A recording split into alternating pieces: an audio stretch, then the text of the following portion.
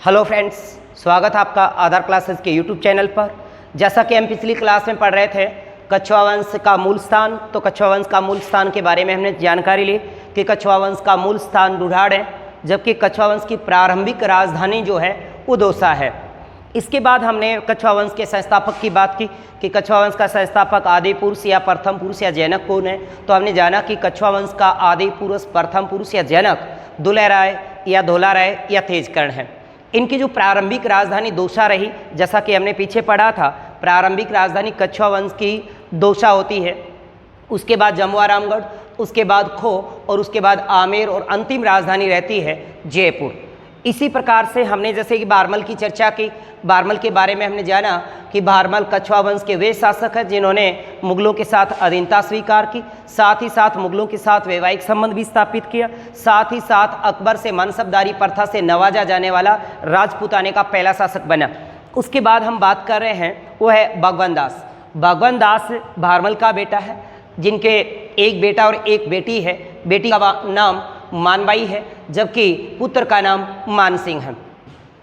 इसके बाद इनकी उपाधि की बात करें, इनकी उपाधि अमीर उल उमरा और बांके राजा, जबकि भगवान दास के दो उपाधियां दी गई हैं, अमीर उल उमरा और बांके राजा। ये दोनों ही उपाधियां अकबर के द्वारा प्रदत्त है। अकबर ने भगवान दास को दो उपाधियां दी हैं, जबकि अमीर उल उमरा भगवान दास और भारमल दोनों की उपाधियां हैं। जबकि बारमल को अकबर ने राजा की उपाधि दी और अकबर ने इस भगवान दास को बांके राजा की उपाधि दी।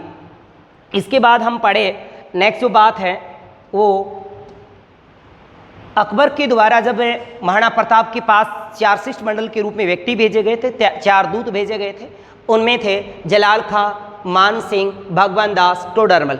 11, 6, 10, 12, यानी 11 का मतलब यहाँ पे नवंबर, 6 का मतलब जून, 10 अक्टूबर और दिसंबर 12।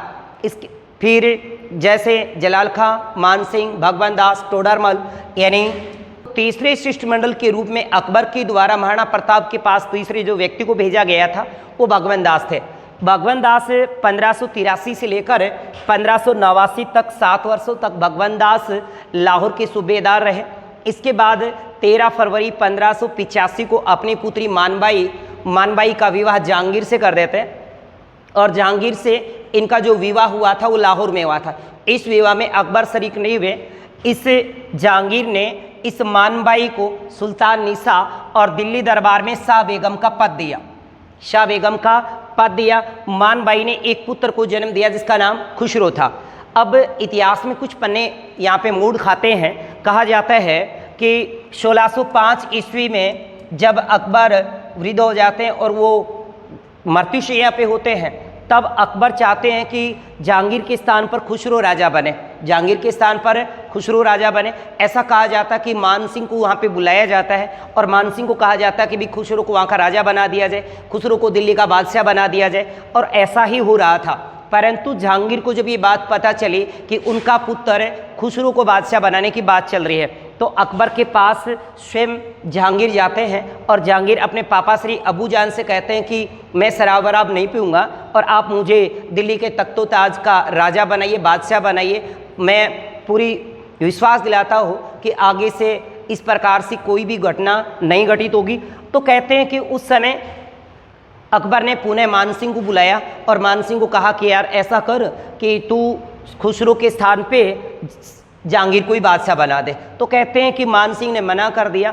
फिर मना करने के बाद मानसिंह को एक उपाधि दी जाती है फर्जंद की, और कहते हैं कि 7000 मनसब दिया और अकबर ने जहांगीर का हाथ उस मानसिंह के हाथ में देते हुए कहा कि आप मेरे मानस पुत्र के समान हो, मेरे बेटे के समान हो, तो आप जहांगीर को ही राजा बनाइए। परंतु कहते हैं कि नीचे ही नीचे अंदरूनी जो बात थी वो खुसरो को मानसिंह राजा बनाना चाहते थे। तो कहते हैं कि खुसरो विद्रोह कर देता है और खुसरो की विद्रोह को दबाने के लिए जहांगीर उसको बंदी बना लेता है और उसकी आंखें निकाल देता है। अब इस घटना को देख करके उसकी माता श्री जो मानबाई थी, जिसको इतिहास में सुल्तान निसा या जो दिल्ली दरबार में जिससे शाह बेगम का पद हासिल था, उसने उसे खुसरो को जहर दे दिया और खुसरो की मृत्यु हो जाती है। खुसरो को जहर देने के कारण राजस्थान के इतिहास में ये पहली रानी बनी जिन्होंने अपने पुत्र की हत्या की। तो राजस्थान के इतिहास में प्रथम पुत्र हत्या के अगर बात आती है तो बात आती है मानबाई की। मानबाई को इतिहास में सुल्तानिसा के नाम से जाना जाता है। इसके बाद कहा जाता है कि इस खुसरो का साथ देने में सिखों के एक 5वें गुरु थे अर्जुन देव। अर्जुन देव का भी इसमें हाथ मानते, तो कहते कि अर्जुन देव को जहांगीर के द्वारा बंदी बना लिया जाता है और जहांगीर बंदी बना करके उसे लाल किले के ऊपर फांसी दे देते हैं। नेक्स्ट बात जो आती है वो अगला शासक मानसिंह कछावा। मानसिंह कछावा का जो शासनकाल है 1589 से लेकर 1614 ईस्वी में, जब इनके पिताश्री लाहौर के अंदर सूबेदार थे 1589 को, तो 1589 में भगवान दास की मृत्यु हो जाती है। भगवान दास की मृत्यु होती है उस समय मानसिंह पटना में थे। कहाँ थे? पटना में। तो कहते हैं कि इनका पहली बार जो राज्याभिषेक हुआ था वो पटना के अंदर 1589 को हुआ। जब वो वहाँ पटना से जब अपने आमेर आते हैं तो आमेर में उनका राज्याभिषेक दोबारा से 1589 को विधिवत किया जाता है। अब बात आती है कि मानसिंह का जन्म कहाँ हुआ था। मानसिंह का जन्म 6 दिसंबर 1550 को मोजामाबाद जयपुर में हुआ, जबकि इनकी मृत्यु 6 जुलाई 1614 को इलिचपुर को ही अचलपुर कहा जाता है जो महाराष्ट्र में है।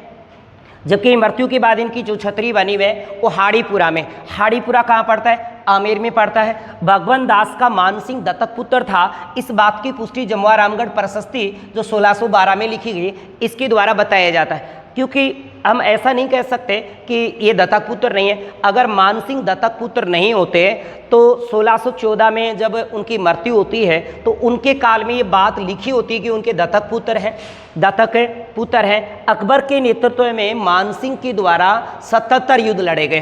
कितने युद्ध लड़े गए? 77 युद्ध लड़े गए।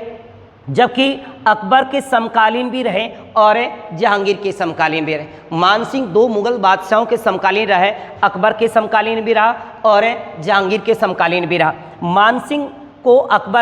मानसिंह की अकबर से जो पहली मुलाकात हुई थी वो रतनपुरा बैराट जयपुर में हुई थी 1562 को। जबकि आप अच्छे से जानते हो कि 20 जनवरी 1562 को अकबर की अधीनता स्वीकार की जाती है बारमल के द्वारा। तब बात है सांबर। और उसी के बाद 6 फरवरी 1562 ईस्वी को हरका के साथ सांबर में अकबर की शादी हो जाती है। इसके बाद हम जो बात करें कि मानसिंह जब दिल्ली दरबार में प्रस्तुत होते हैं उस समय महज उनकी आयु 12 साल थी। वो अपने पिता श्री भगवान दास अर्थात अपनी बुआ श्री अर्का के साथ दिल्ली दरबार में गए थे। तब 10 फरवरी की बात थी। 10 फरवरी 1562 को मानसिंह पहली बार दिल्ली जाते हैं और अकबर के दिल्ली दरबार में प्रस्तुत हुए। मानसिंह की 2 उपाधियां हैं। मानसिंह को पहली उपाधि 1589 ईस्वी को उनके पिताश्री को जो 5000 मनसब दिया जाता था वही मनसब दे करके इनको मिर्जा राजा की उपाधि दी गई। जबकि फर्जन जो उपाधि है 1605 में अकबर की जब मृत्यु होने वाली है और जहांगीर को जब बादशाह बनाने की बात आती है तब उनको 7000 का मनसब दिया जाता है। मुगल दरबार में सर्वाधिक मनसब पाने वाला अगर कोई शासक है अकबर के काल में तो वो कौन है? मानसिंह है। दूसरी बात ये भी याद रखिए कि फर्जंद का जो अर्थ होता है वो मानस पुत्र या प्रिय पुत्र के समान होता है। प्रिय पुत्र या मानस पुत्र के समान होता है। अकबर के दरबार में सर्वाधिक मनसब पाने वाला अगर पहला कोई शासक है तो आमेर का मानसिंह है। अगर हम मिर्जा राजा की बात करें तो मिर्जा राजा उपाधि 2 शासकों की रही है। एक रही है मानसिंह की और एक रही मिर्जा राजा जयसिंह की।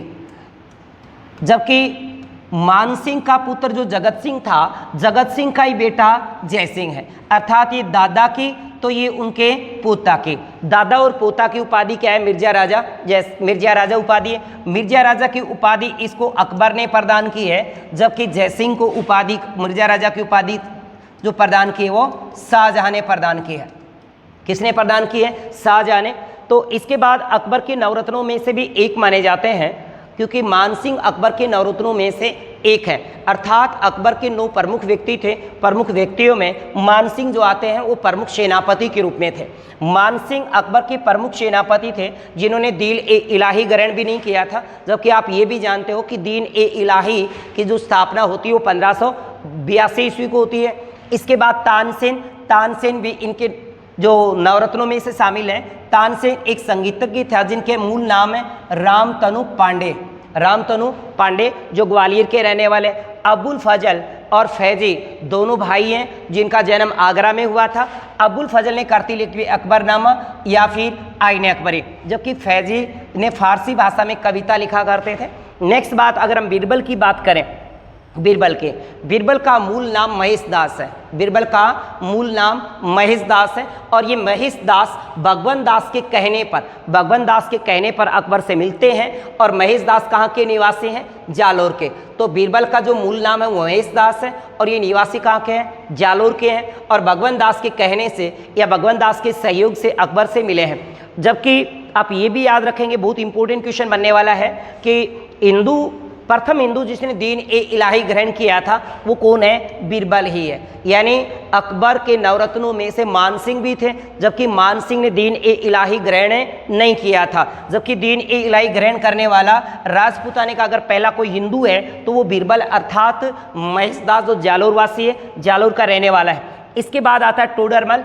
टोडरमल यहाँ पे राजस्व वित्त मंत्री था, यानी अकबर के दरबार में राजस्व या वित्त विभाग को देखता था। अब्दुल रहीम खाना जो खास करके इनके दरबार में कवि हुआ करते थे, जिनकी बाबरनामा की फारसी भाषा में जिन्होंने अनुवाद किया था। हाकिम हुमाम अकबर के एक सलाहकार हैं।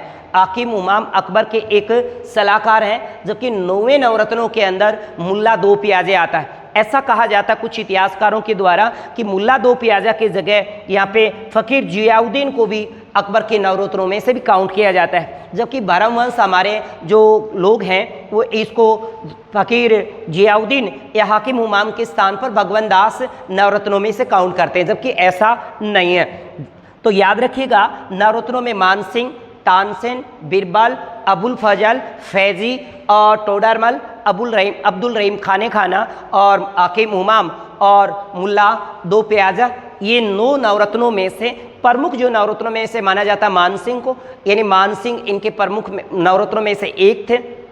इसके बाद हम बात करते हैं अकबर या फिर मानसिंह के दरबार के जो दरबारी विद्वान थे। मानसिंह के दरबार में कौन कौन से दरबारी विद्वान हैं? तो एक है पुंडरीक बीठल। पुंडरीक बीठल की करती है रागमाला, राग मंजरी, राग चंद्रोदय, राग कल्पद्रुम, नित्य निर्णय, दुनी प्रकाश। अगर आप बार बार इनको बोलेंगे तो ये याद हो जाएगा, जैसे रागमाला, राग मंजरी, राग चंद्रोदय, राग कल्पद्रुम, नित्य निर्णय, दुनी प्रकाश। इसके बाद जगन्नाथ की जो करती है वो मानसिंह कीर्ति मुक्तावली है। क्या है? मानसिंह कीर्ति मुक्तावली। जबकि मुरारीदास ने जो करती लिखी है वो मान प्रकाश या मानचरित्र लिखा है, जो सबसे इंपॉर्टेंट माना जाता है। जबकि विठल दास की करती रागमाला के बारे में पेपर में पूछा गया है, राग मंजरी के बारे में पूछा गया है, राग कल्पद्रुम के बारे में पूछा गया है। तो पुंडरीक बीठल की जो करती है वो रागमाला, राग मंजरी, राग चंद्रोदय, राग कल्पद्रुम, नित्य निर्णय, दुनी प्रकाश। इसके बाद जगन्नाथ की करती मानसिंह कीर्ति मुक्तावली, मुरारीदास की करती मान प्रकाश या मानचरित्र, और दलपत की जो करतियां हैं पवन पश्चिम, पत्तर प्रशस्ति और राज प्रशस्ति। जब दिमाग में राज प्रशस्ति आती है तो एक राज प्रशस्ति के नाम से राज सिंह के काल में भी एक प्रशस्ति लिखी गई है जो 1676 में। जबकि ये राज प्रशस्ति एक किताब है और वो राज प्रशस्ति एक शिलालेख पे लिखा गया है। 1676 ईस्वी में राज सिंह के काल के अंदर, राज सिंह के काल में रणछोड़ भट्ट तेलंग के द्वारा संस्कृत भाषा में 1917 श्लोकों में देवनागरी लिपि में बप्पा रावल से लेकर राज सिंह तक का जिसमें इतिहास लिखा गया था वो राज प्रशस्ति है।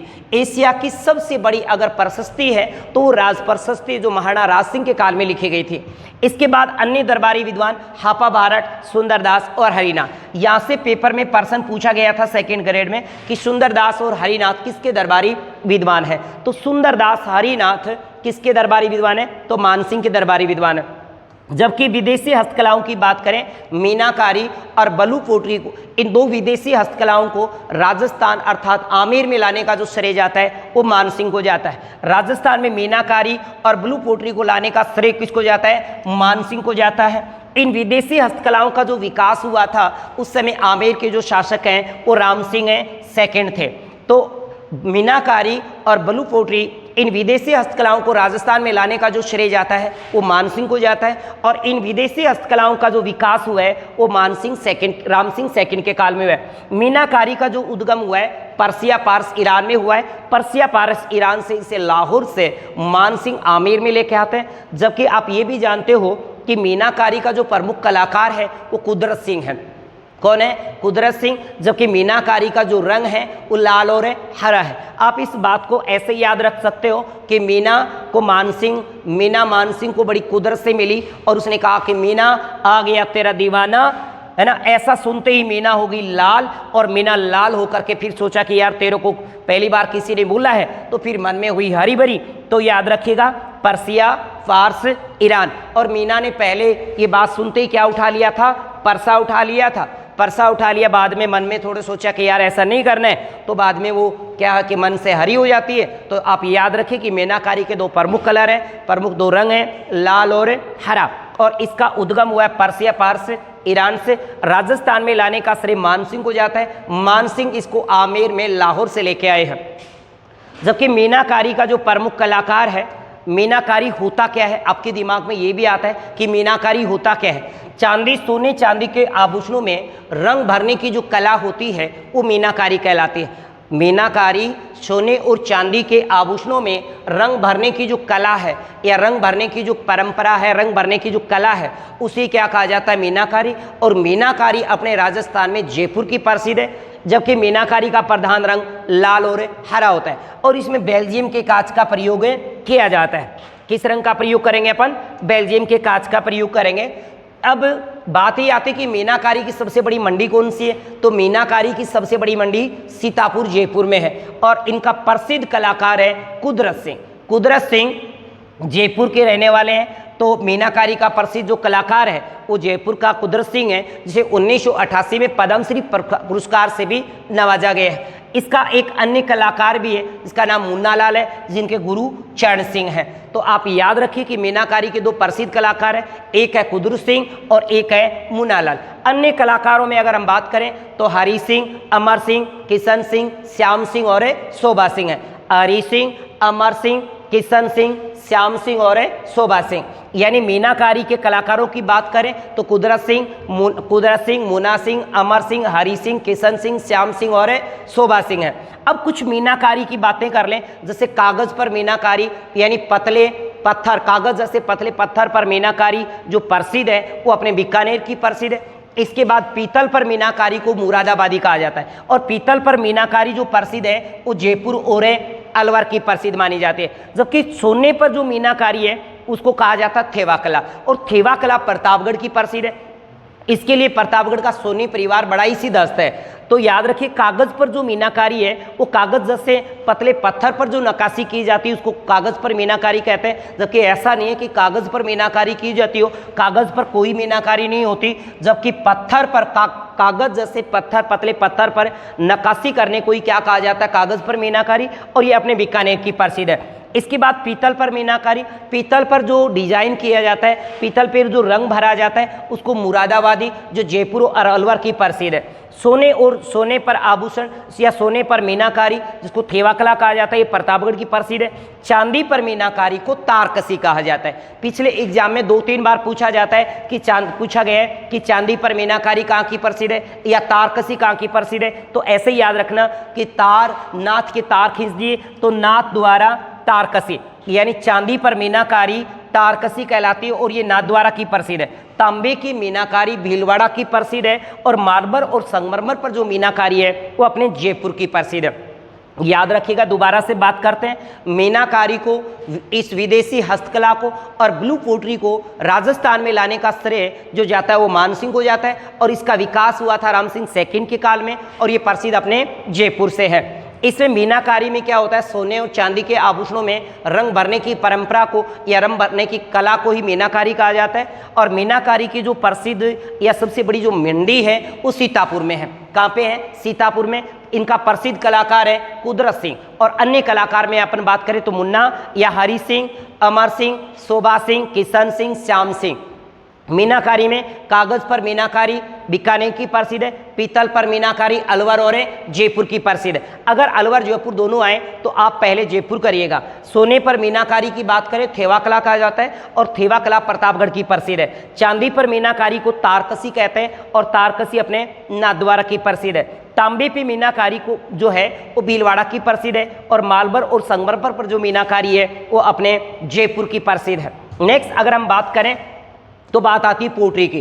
पोट्री क्या होती है? चीनी मिट्टी के जो बर्तन होते हैं, चीनी मिट्टी के बर्तनों पर जो चित्रण किया जाता है, चीनी मिट्टी के बर्तनों पर जो चित्रण की कला होती है उसे ही क्या कहा जाता है? पोट्री।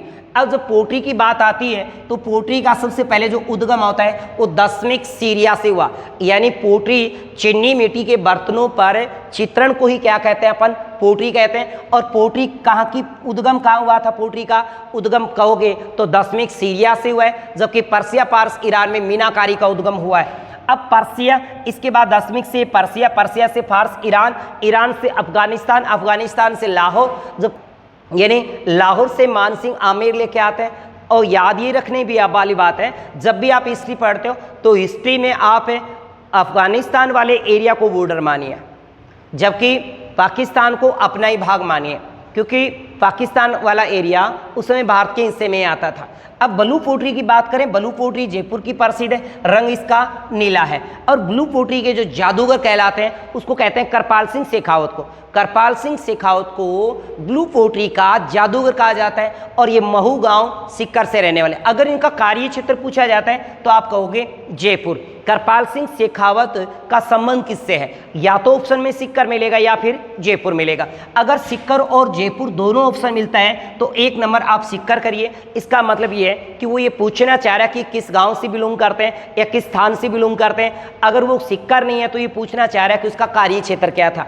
कार्य क्षेत्र में कई बार ऐसा भी पूछा जा सकता है कि करपाल सिंह शेखावत का संबंध है तो आप कहोगे ब्लू पोट्री से है या फिर सिक्कर से है या फिर जयपुर से है। सवर्ण काल की बात करें ब्लू पोट्री का, ये हम पहले भी पढ़ चुके हैं कि राम सिंह सेकंड के काल में ब्लू पोट्री और मीनाकारी का स्वर्ण काल रहा है। इसका वर्तमान में जो प्रसिद्ध कलाकार है वो गोपाल सिंह है। वर्तमान में इनका प्रसिद्ध कलाकार गोपाल सिंह है।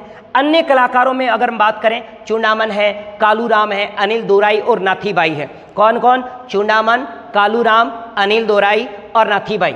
सुनहरी पोट्री, कुछ पोट्रियों की बात कर लेते हैं। जैसे सुनहरी पोट्री प्रसिद्ध है बीकानेर की, लाख की पोट्री प्रसिद्ध है बीकानेर की, कागजी पोट्री या डबल कट पोट्री या परतदार पोट्री ये अपने अलवर की प्रसिद्ध है। इसका जो प्रमुख कलाकार है वो फतेहराम है और फतेहराम अलवर से बिलोंग करता है।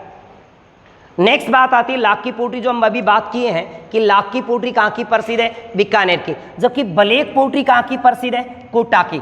इस बात को सभी पोट्री एक साथ याद रख ले सकते हो कि लाख सुन बिक्का ने कागज पर वर होने का ब्लू स्याही से प्रिंट लिख दिया, यानी लाख की पोट्री सुनहरी पोट्री बीकानेर की है, कागज पर पोट्री कागज की पोट्री या परतदार पोट्री ये अपने अलवर की है। कहाँ से है? अलवर। और यहाँ पे लिख देंगे अपन बीकानेर, यानी लाख सुन बिक्का ने कागज पर वर होने का ब्लू शाही से प्रिंट लिख दिया। इसका मतलब लाख की पोट्री सुनहरी पोट्री कहाँ की प्रसिद्ध है? बीकानेर की। जबकि कागजी पोट्री या परतदार पोट्री कहाँ से है? अलवर से। अब ब्लू से हो जाएगा ब्लू पोट्री, आप अच्छे से जानते हो जयपुर से है। अब इसके बाद ब्लैक, ब्लू का आप एक और भी लेना, जबकि ब्लैक पोट्री किस कहाँ की प्रसिद्ध है? कोटा की। मानसिंह का अगर हम ऐतिहासिक पृष्ठभूमि में बात करें, ऐतिहासिक पृष्ठभूमि में अकबर के काल की बात करें कि अकबर के काल में जब ये मुगल दरबार में सेवा में प्रस्तुत थे तो इन्होंने अपने जीवन का पहला अभियान किसके खिलाफ किया था? तो पहला अभियान किया था सुरजन हाड़ा के विरुद्ध, और ये बात 1559 की है। 1559 को मानसिंह के द्वारा अपने जीवन काल का अकबर के समय पहला जो अभियान है वो सुरजन हाड़ा के विरुद्ध 1559 पे किया गया और रणथंभौर पर अधिकार किया और अकबर की अधीनता स्वीकार करवाई। इसके बाद दूसरा अभियान है गुजरात अभियान, जो 1572 को होता है। पहला यानी 1569 को है और दूसरा अभियान इनका 1572 को है। 1572 को ये गुजरात अभियान पर जाते हैं। और तीसरी बात, इसके बाद अगर हम बात करें तो बहुत महत्वपूर्ण बात है, अकबर के द्वारा जब शिष्टमंडलों के रूप में 4 व्यक्ति भेजे जाते हैं, जमा भाटो यानी जलाल खां, मान सिंह, भगवान दास, टोडरमल, तो दूसरे शिष्टमंडल के रूप में या दूसरे दूत के रूप में वहाँ मान सिंह जाते हैं। और मानसिंह और महाराणा प्रताप की जो मुलाकात बताई जाती है वो उदय सागर झील के किनारे कर्नल जेम्स टोड के अनुसार बताई गई, जबकि गोगुंदा के अंतर्गत कहा जाता है। गोपीनाथ शर्मा और अबुल फजल का ये मानना है कि महाराणा प्रताप और मानसिंह की जो मुलाकात हुई थी वो गोगुंदा में हुई। गोपीनाथ शर्मा और अबुल फजल इस बात का पूर्ण समर्थन करते हैं। और जबकि अगर हम रियल बात देखें तो ये भी माना जाता है कि मानसिंह और महाराणा प्रताप की रियल में मुलाकात ही नहीं हुई, जबकि मुलाकात उनके पुत्र अमर सिंह के साथ होती है। कुछ वो बातें हैं इतिहास में, बड़ी बड़ी लंबी लंबी कहानियां बताई जाती हैं, तो यहाँ पे कहानियों से संबंध कोई नहीं रखना आपको, क्योंकि कहानियां पेपर में नहीं आएगी। आपको याद रखना महाराणा प्रताप से मानसिंह की जो पहली मुलाकात होती है, पहली बार मुलाकात हुई थी वो कहाँ हुई थी? उदय सागर झील के किनारे होती है। उदय सागर झील के किनारे अगर झील का नाम पूछते हैं तो उदय सागर झील बताइए। और उदय सागर झील किसके अनुसार बताई जाती है? कर्नल जेम्स टोड के अनुसार। कर्नल टोड का मानना है कि इनकी मुलाकात उदय सागर झील के किनारे, जबकि गोपीनाथ शर्मा और अबुल फजल ये कहते हैं कि इनकी मुलाकात गोगुंदा की पहाड़ियों में हुई थी। ये बात जून 1573 की है, तो आप ये बात याद रखिएगा। जमा बाटो जलाल खां, मान सिंह, भगवान दास टोडरमल, इसमें 11, 6, 10, 12, इस पे 72, 73 और 73 कर देंगे। यानी नवंबर 72 को जलाल खां गए और जून 1573 को गए मानसिंह और अक्टूबर 1573 को भगवान दास और दिसंबर 1573 को टोडरमल। तो आप याद रख सकते हैं जमा भाटो यानी जलाल खां, मान सिंह, भगवान दास, टोडरमल, 11, 6, 10, 12, 72, 73, 73 इस प्रकार से। इसके बाद नेक्स्ट बात आती है हल्दी घाटी के युद्ध की। हल्दी घाटी का युद्ध जो 18 जून 1576 को होता है, उस हल्दी घाटी के युद्ध में महाराणा प्रताप के विरुद्ध अकबर की सेना का जो मुख्य केंद्रीय दल का जो नेतृत्व करता है वो मानसिंह स्वयं करता है। मानसिंह के द्वारा हल्दी घाटी के युद्ध की जो रणनीति तैयार की जाती है वो रणनीति तैयार की गई थी मैगजीन दुर्ग, अकबर का किला, अकबर के दौलत खाना में। जबकि हल्दी घाटी के युद्ध की जो तैयारी की गई यानी सेना को प्रशिक्षण दिया गया वो दिया गया था मंडलगढ़ भीलवाड़ा से। इसके बाद जो नेक्स्ट बात आती है वो है कुछ इतिहासकारों की एक बात भी बताई जाती है कि इस युद्ध में अनिर्णायक माना जाता है, जबकि कहा जाता है गोपीनाथ शर्मा इस बात को भी कहते हैं कि युद्ध 18 जून की बजाय 21 जून को माना जाता है और ये युद्ध अनिर्णायक युद्ध भी गोपीनाथ शर्मा मानते हैं। अनिर्णायक युद्ध कौन मानते हैं? गोपीनाथ शर्मा। जबकि विजय के उपलक्ष्य में भी कुछ अलग अलग मत हैं। अपने एक राजस्थान में एक प्रशस्ति है वो है राज प्रशस्ति जो 1676 में राज सिंह के काल में 1676 ईस्वी को राज सिंह के काल में रणछोड़ भट्ट तेलंग के द्वारा संस्कृत भाषा में देवनागरी लिपि के माध्यम से 1917 श्लोकों में बप्पा से लेकर जो राज सिंह तक का इतिहास लिखा गया, उसमें हल्दी घाटी के युद्ध में महाराणा प्रताप की विजय का उल्लेख किया गया। साथ ही साथ महाराणा प्रताप की इस हल्दी घाटी के युद्ध में विजय का उल्लेख जगदीश मंदिर प्रशस्ति में भी मिलता है। जबकि अनिर्णायक युद्ध के बाद अगर हम एक और कथन लें कि इस युद्ध के अंदर महाराणा प्रताप के बजाय मानसिंह को विजय जो बताया था आश्रीवाद लाल श्रीवास्तव कहते हैं कि इस युद्ध के अंदर मानसिंह जीते थे। अब मानसिंह को अभियान कहाँ के अभियान किए हैं तो गुजरात, काबुल, बिहार, उड़ीसा और बंगाल के किए।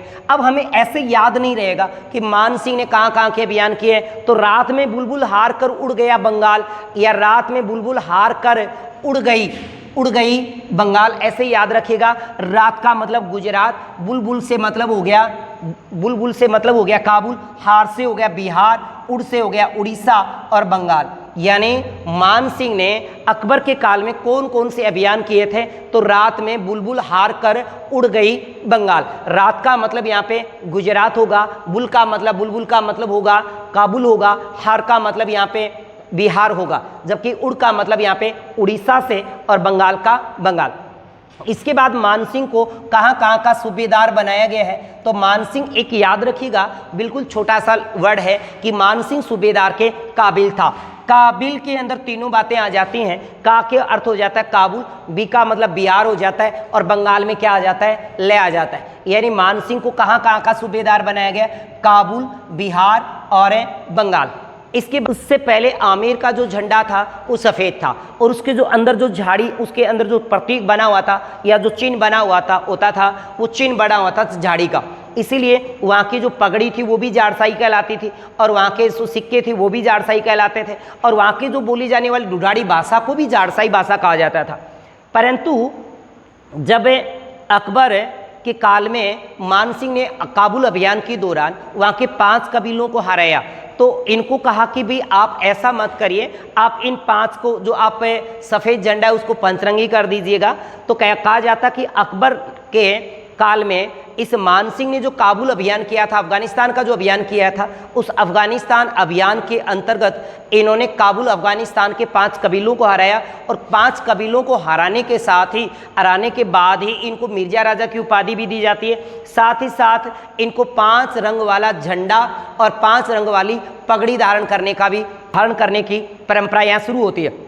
तो कहा जाता है कि इससे पहले आप अगर आमेर के झंडे की बात करेंगे तो सफ़ेद रंग हुआ करता था। सफ़ेद रंग के पीछे ऐसा कहा जाता है कि अयोध्या के झंडे का रंग भी सफ़ेद हुआ करता था, क्योंकि ये अपने आप को लव श्री राम के पुत्र कसकुस का वंशज मानते हैं। तो आपको याद ये रखना है कि आमेर का झंडा क्या कहलाता था, जाड़साई, जबकि आज जो है वो पंचरंगी झंडा है। क्या है? पंचरंगी झंडा और पंचरंगी पगड़ी। पंचरंगी झंडा, पंचरंगी पगड़ी की बात करें तो आमेर की बात करेंगे। और अगर हम कहें कि जाड़साई की बात आए, जाड़साई नाम से कोई भी अगर कोई क्वेश्चन आता है तो आपका एक ही जवाब होगा, वो है आमेर। चाहे जाड़साई पगड़ी हो, चाहे जाड़साई सिक्के हो, चाहे जाड़साई बोली हो। जाड़साई बोली का मतलब यहाँ पे ढूढ़ाड़ से है। ढूढ़ाड़ी को ही क्या कहते हैं अपन? ढूढ़ाड़ी बोली को ही यहाँ पे जाड़साई बोली कहा जाता है। और यहाँ पे जो इनकी आमेर राजधानी रही, आमेर का किला भी जो बसाया था, आमेर का किला जो बनवाया था मानसिंह ने बनवाया था, और उस राजधानी को भी जाड़साई कहा जाता था। राजधानी को भी क्या कहा जाता था? जाड़साई। अब अगर हम बात करें थोड़ा सा इसके सूबेदार विशेष में, तो 1582 में इनको सबसे पहले जो सूबेदार बनाया गया है वो बंगाल का बनाया गया था। कहते हैं कि बंगाल के साथ साथ ये बिहार के भी सूबेदार उस समय बना दिए गए थे।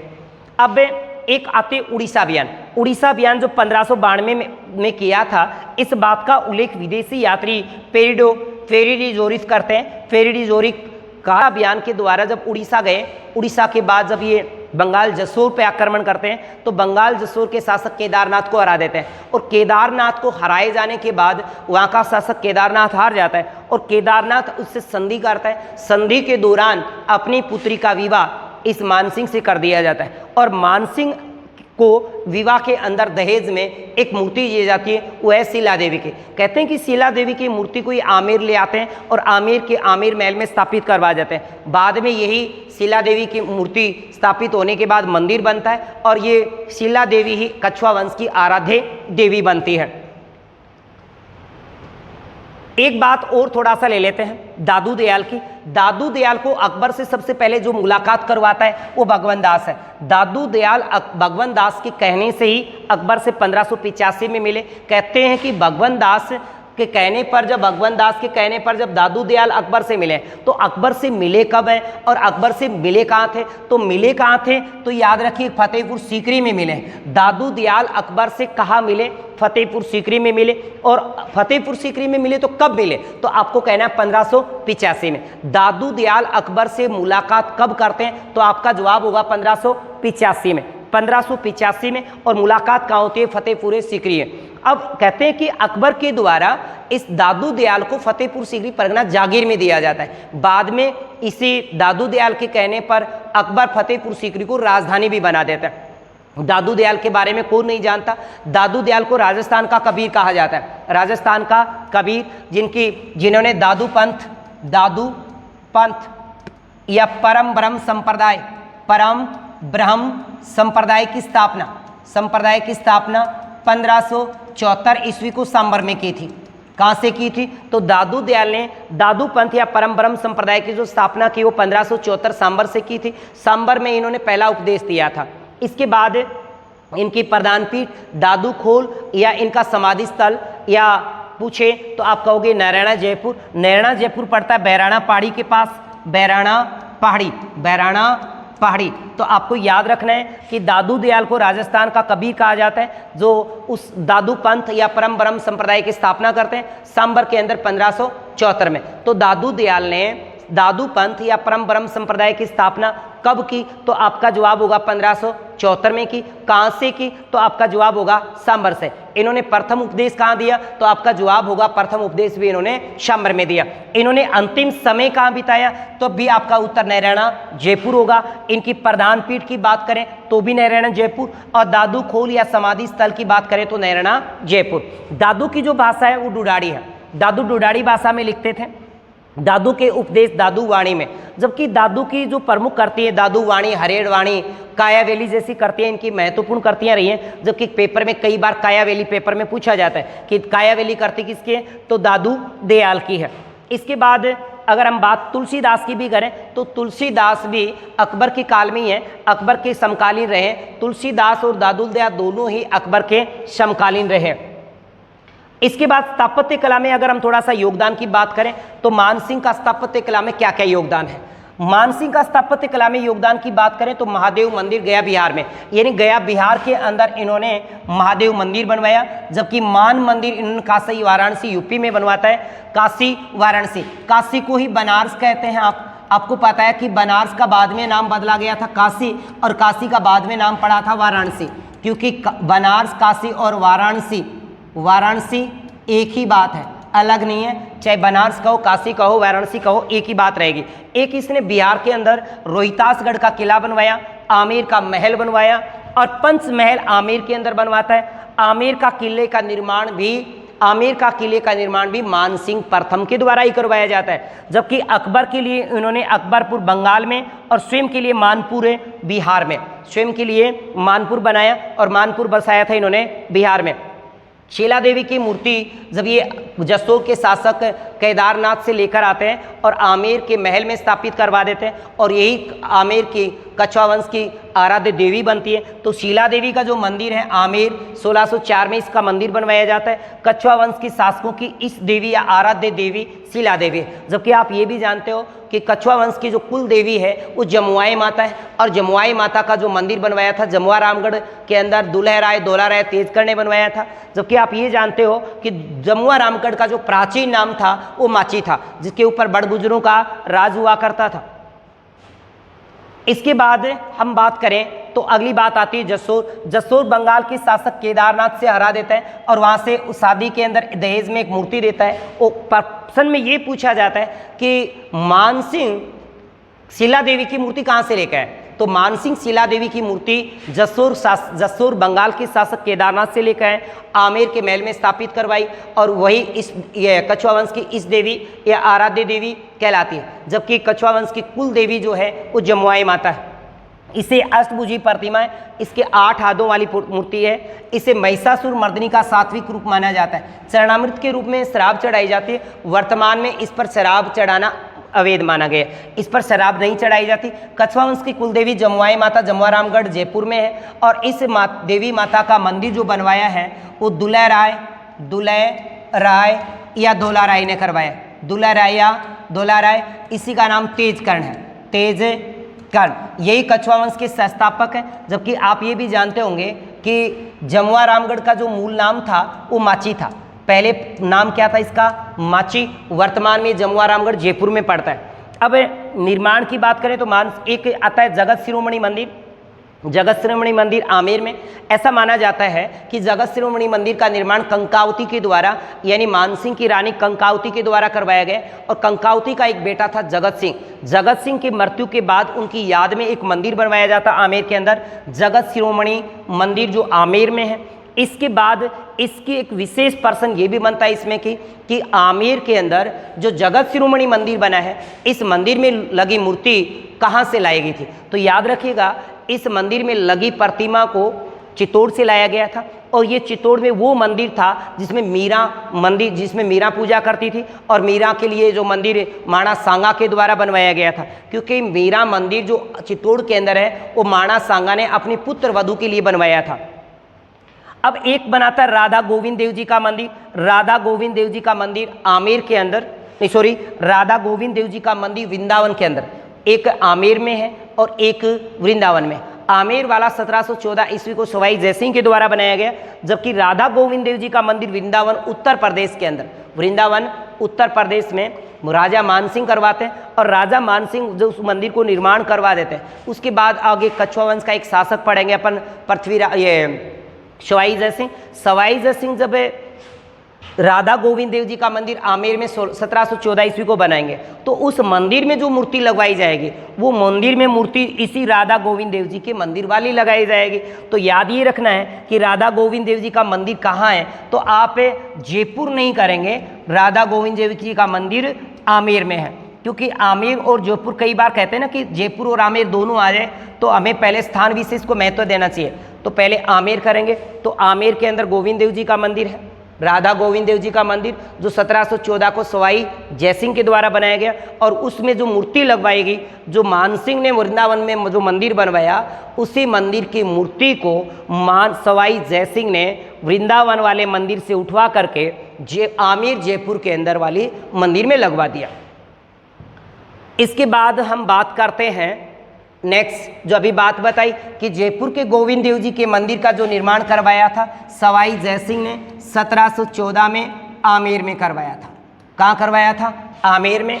इसमें लगी प्रतिमा वृंदावन के गोविंद देव जी के मंदिर से लाई गई थी, और ये गौड़ीय संप्रदाय का प्रमुख मंदिर है। गौड़ीय संप्रदाय का राजस्थान में अगर प्रमुख मंदिर की बात करें तो प्रमुख मंदिर अपना राधा गोविंद देव जी का मंदिर आमेर जयपुर वाला ही है।